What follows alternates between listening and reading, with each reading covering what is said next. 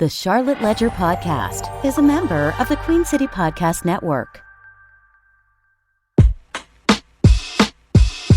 Hey, it's Cristina Bolling with the Charlotte Ledger, and you're listening to the Charlotte Ledger Podcast. You can find out more about the Charlotte Ledger and subscribe to one of our newsletters by going to charlotteledger.com. I'm joined today by Rick Mathieu, president of Johnson & Wales University's Charlotte campus. He arrived at Johnson & Wales in January of 2023, and before that, he was the dean of the McColl College of Business at Queen's University. We're excited to have him on the podcast to talk about what's new at Johnson & Wales, the state of higher education, and how Johnson & Wales fits into the greater Charlotte community. Thank you so much for sitting down with me. It's great to be here on the campus of Johnson & Wales. And I wanted just to get to know first a little bit about you, how you got into higher education. I know you've been pretty new. You're pretty new at this role. So tell me about what brought you into higher education and some of your stops along the way that led you to being here. Okay, good. Well, welcome. Thank you, Christine, for having me this morning. Let me begin before I talk about myself by just saying something real quick about Johnson & Wales. You know, Johnson & Wales is focused on delivering an exceptional education where we inspire professional success and personal growth. And that mission, we live it here, and it is what I've been all about my whole career. So if we want to talk, my career has been 30 plus years in higher education, starting at a state university at UNC Wilmington as a professor. And I've risen through the academic ranks, if you will, at both public and private, urban and rural universities. And what we're doing here at Johnson & Wales around really focusing on delivering an education for our individual students and truly inspiring them towards professional success really resonates with my career.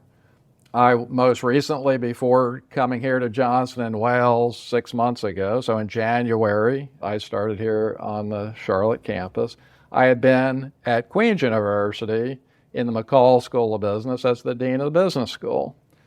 And so collaborating with and working with industry to build academic programs, to grow academic programs has really always been part of something that I've done and I care about.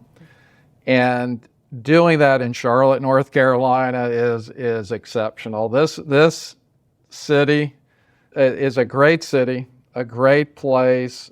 It's a place of opportunity. It's a place of diversity, and it's a place of growth. I couldn't ask for a better place to be continuing my academic career. Did you always know you wanted to forge a career in higher education? Yeah. So just a little bit. My extended family is a family of entrepreneurs and small business owners, but all of them heavily interested in education and higher education. And my father was a World War II veteran who served as the Associate Academic Dean of the U.S. Naval Academy for years. And so I grew up in an academic environment in Annapolis, Maryland, around the Naval Academy. So put the two and two together, entrepreneurship, business, higher ed, and yeah, that kind of led me on my path. So when you came to Charlotte, you were leaving a pretty big school, James Madison University in Virginia, and then moving to Queens, which was this much smaller school. What was that sort of transition like, and did you always know you wanted kind of to get experiences in both sizes of schools? Yeah. Well, so yes, I've been at both public institutions. James Madison, a great university, 20,000 students, public, moving to Charlotte, Queen's University, a private school. And yes, I mean, what I knew and know about my interest in higher ed is really being able to deliver that personalized education where we care about every student. And I will say James Madison does a fine job with that, but I think at some of our private institutions, we do an even better job of making sure that every one of our students is valued and educated, and we help them along their journey. We talked about a little bit about your background. Tell me about what Johnson & Wales looks like right now in terms of its size and, what its focuses are right now. Well, the first and foremost thing to understand about Johnson & Wales is it's a comprehensive university with over 8,000 students with 2 campuses. So this campus here in Charlotte has about 1,200 students, traditional undergraduates on our campus. It's important to know, though, that they are part of a much larger university system and with over 125,000 alums throughout the world. On this campus right here, we came to Charlotte, North Carolina 20 years ago. We were recruited to come to Charlotte, North Carolina 20 years ago to help build the culinary arts, to build the hospitality that we see here in Charlotte today. And I think we see lots of evidence that indeed has taken place. We have wonderful restaurants, hotels, convention centers here in town, and so we feel like we've been a strong part of that success here in Charlotte. If we look towards the future, we will continue to build off of the culinary arts, but here's what I would say to you. When I'm talking to people like yourself and I'm talking about food, within minutes we're talking about health and wellness, or we're talking about entrepreneurship and small business. And that's really at the heart of where we're going to be going in the future. We're going to continue to build on our strength in food, but we're going to be launching a nursing program. But when we talk about nursing, there's going to be a nutritional aspect, a food aspect to the program that'll be a little bit different than others. When we talk about business and entrepreneurship, we have many of our students, alumni, who are the owners of their own restaurants, own businesses, and we're proud of the work we've done to help them launch their businesses. And so what I would say as we move forward, you'll see this campus and Johnson & Wales overall continue to build off of food and hospitality, and more integrate into the whole holistic health and wellness of people. Interesting about the nursing school. I hadn't heard about that. Yeah, well, it's coming. Okay. So it's not here yet. It's in the approval process, but we feel quite strongly about it, and we feel like it meshes very well with our focus on supporting the Charlotte community. Obviously, there's a need for more nurses, but we think we also have something just a little bit different than some of the other nursing programs here in town. When you talk about students here being part of that larger university, you're talking about the school based in Providence, yes. The fact that you're based in Providence. Yes. Okay, and so there's the 2 campuses. So we have the 2 campuses, and we have our distinct characteristics of our campus here. We're proud of our Charlotte campus and the traditions we have here on this campus. But it's also important to know that we're part of something bigger, which allows for more opportunities, more networking. And so we're excited about that. And so we are a comprehensive university, so we have graduate programs, we have adult learning programs. Up to this point, we've chosen not to focus on graduate programs on this campus, but they could be coming down the road as we look ahead. Got it. I guess when I think about, I remember when Johnson & Wales first came to Charlotte, and like you were talking about, the focus being a lot of excitement about what it would do for the culinary scene in Charlotte. Yes. And you saw restaurants popping up and chefs who were grown here, In terms of what you see as the focus, would you say the primary focus is still food here, that industry, the culinary industry? Well, let me begin by saying that the most rewarding part of my job right now is when my wife and I go out and eat. And if I just tell the waiter or waitress that I'm from Johnson & Wales, there is someone in that kitchen, and maybe the owner, that's from Johnson & Wales. And so it's obvious that we permeated the Charlotte culinary scene.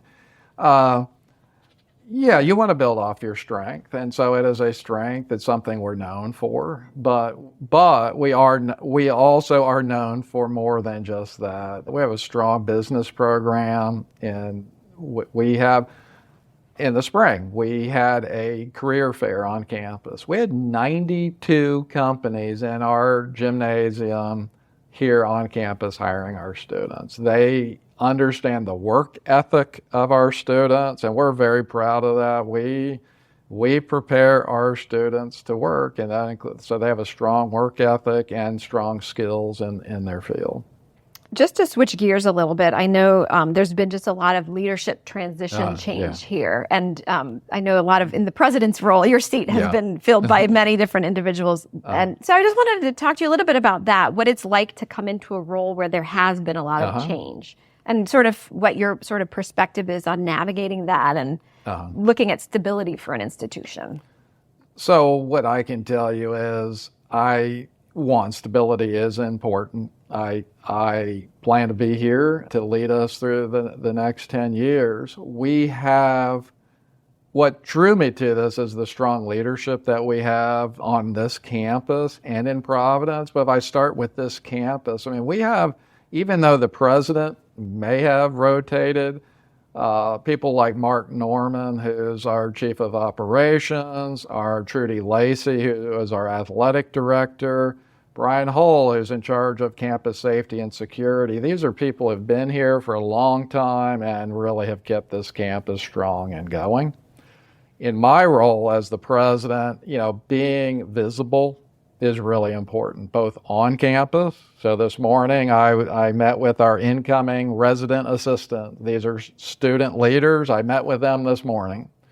But tomorrow, early next week, I'll be visiting the Charlotte History Museum, doing my external work. So being a visible presence both in the community and on campus really is an important role.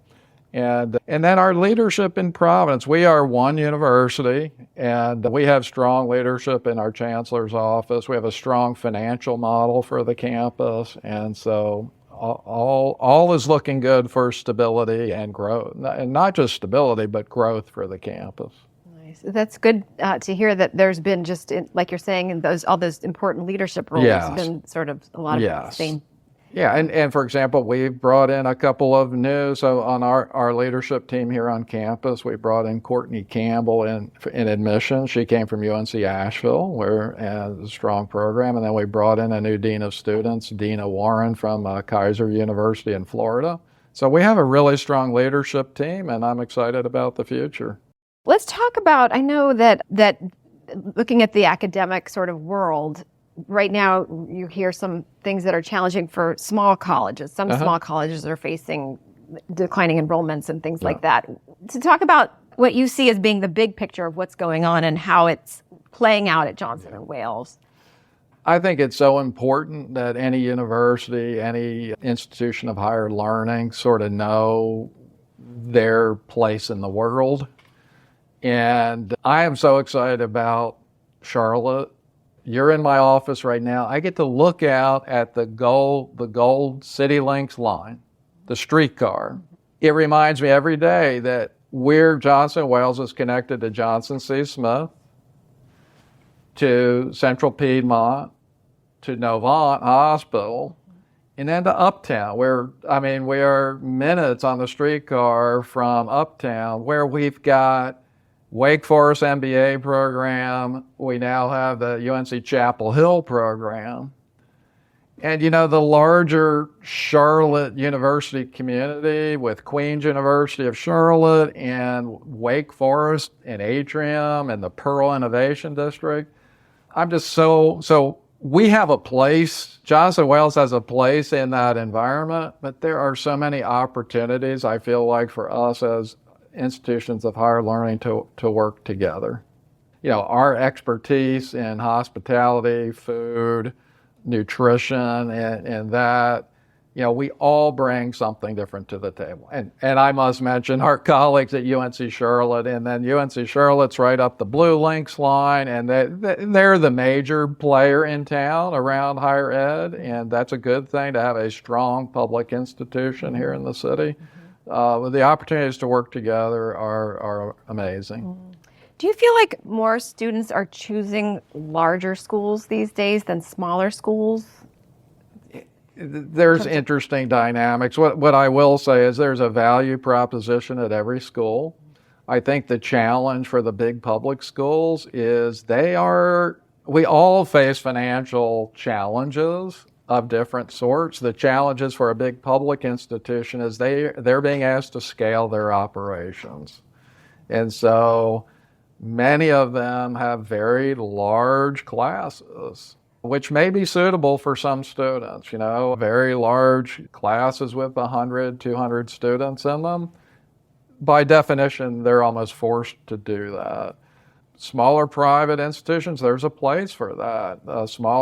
Our typical classes are between 15 and 20 students. So that is a different educational environment for students. And all of us have to keep our costs under control.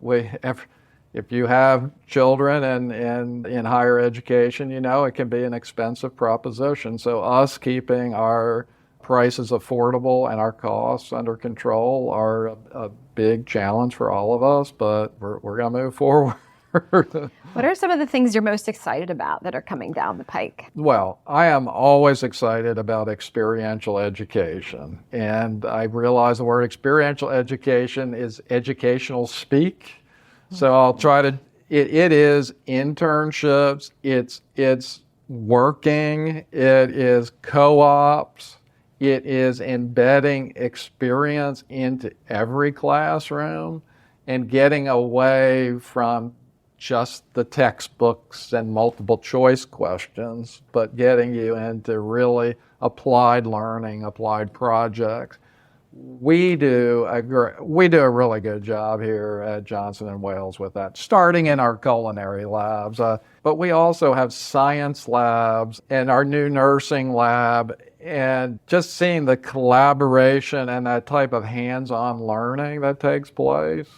Our internships are designed so that you're not just going and doing an internship, but you're coming back and reflecting on that. What did I learn in my internship and how do I apply it? And then I bring that back to class.